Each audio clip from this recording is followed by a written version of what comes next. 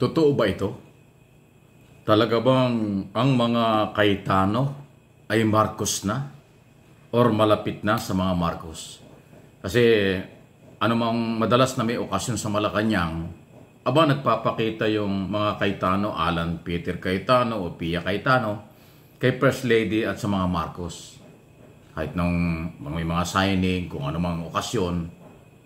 Kaya ako na itatanong, kasi alam naman natin, si Cayetano ay isa po sa matinding kritiko.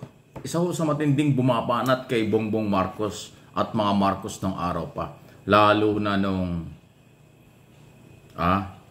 kandidatong Vice President. Magkakalaban sila noon.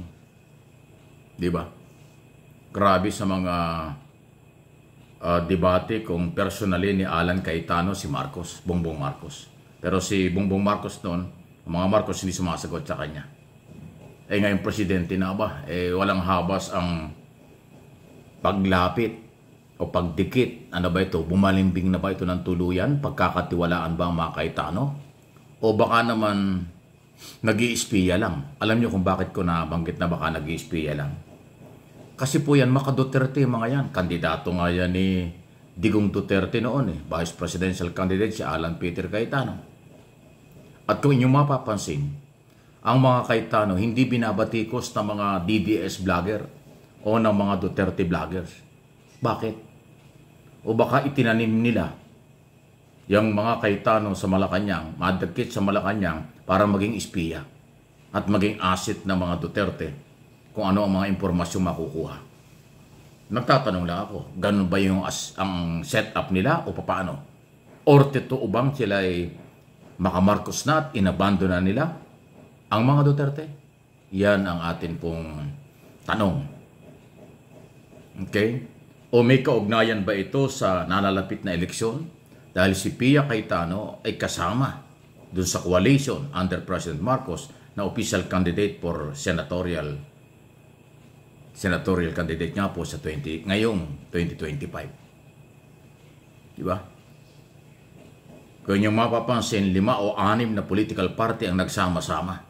Nationalista Party, Lakas, Tao, Lakas CMD, NPC, Partido Federal ng Pilipinas ni Pangulong Marcos. Ang dami po niyan.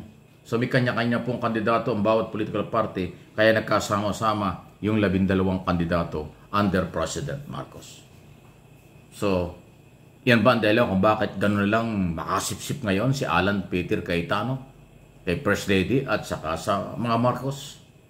Yung masuportahan sila para makabalik sa Senado si Pia Cayetano.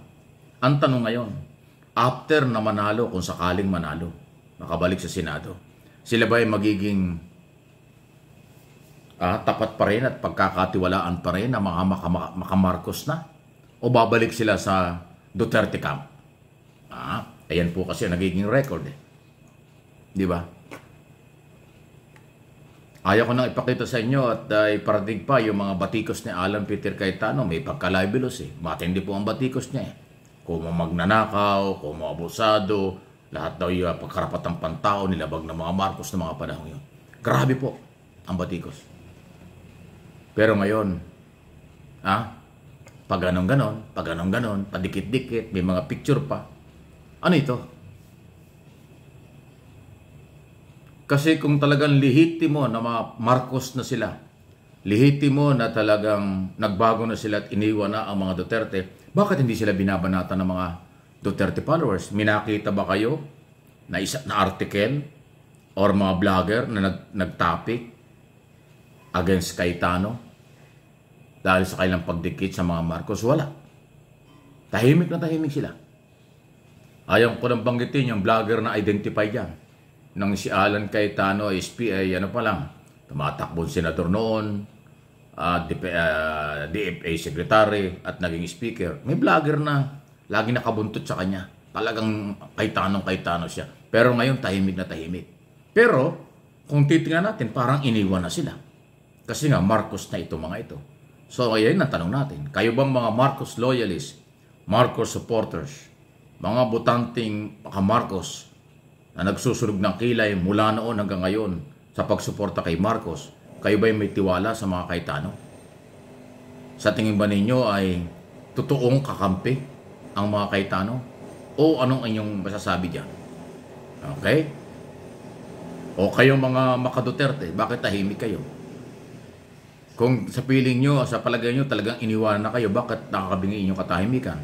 Bakit walang nagtatapik sa inyo? Walang bumabati ka sa tuwala kahit kayo, kahit anong sinasabi nyo?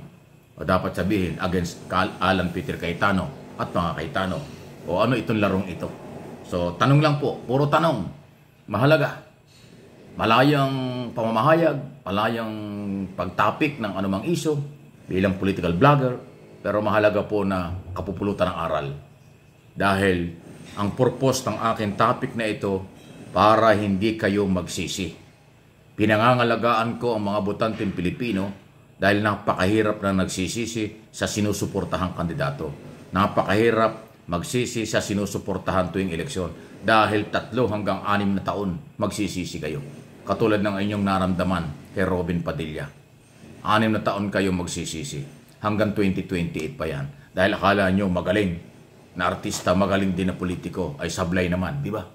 So, itong Cayetano, magaling na politiko, magaling maglaro sa politika, dating kakampi, dating kaaway, ngayong kakampi, balik-baliktad lang. So, anong tingin nyo? Ang purpose ng channel na ito, ng topic na ito, para madagdagan kayo ng kaalaman. Kung kayo ba'y magtitiwala pa o hindi, nasa inyo yan. Kung susuportahan niya si Pia Cayetano, nasa inyo yan. Kung hindi, nasa inyo pa rin. Ako ay tulay lang ng mga nangyayari sa abot ng ating kakayanan, may paliwanag bilang political vlogger at higit sa lahat bilang mamamahayag sa matagal ng panahon. Hindi naman natin itinatago yan. Pinagmamalaki ko pa nga na tayo ay 3 dekadang mahigit na sa industriya ng broadcast business. Kaya alam natin yung mga galawan. Okay? Huwag natin pansinin yung mga troll at ang mga baser. Wala kayong makukuha dyan. Baka mahawa pa kayo, kawawa kayo. Kaya focus na lang, maging positibo. Ano ang maganda, ano ang tama? Ano ang pagbabasihan sa pagsuporta sa kandidato? Kaya ako from day one, sinabi ko na, mula nung ideklara ang 12 kandidato ni Pangulong Marcos kahit tumutulong ako sa administrasyon, dahil volunteer lang naman ito na aking ginagawa, ay hindi ho ako susuporta 100% sa kanyang kandidato. Mamimili ako dyan. Actually, wala pa ako napipili until now. Dati meron 2, naging 1 na lang. Yung isa, pinagdudahan ko pa. Ganon tayo. Ayaw kong magsisi. Ayaw kong padala sa mga balimbing, sa mga politikong butterfly, politikong pangsarili ang galawan.